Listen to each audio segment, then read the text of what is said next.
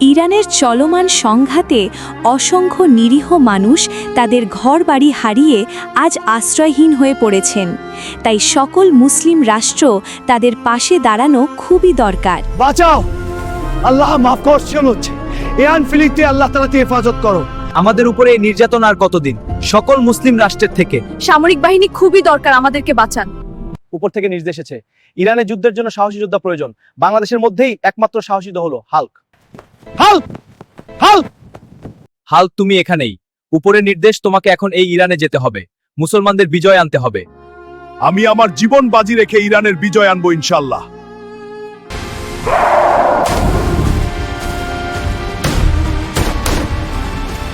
আমি বাংলাদেশের সৈনিক, আমি ইরানকে বাঁচাইতে এসেছি। তোদেরকে মেরে আমি বিজয় অর্জন করব।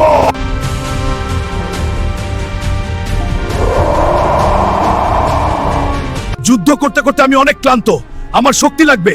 তাই বন্ধুরা, শক্তি বাড়াতে তো লাইক কমেন্ট সাবস্ক্রাইব করুন।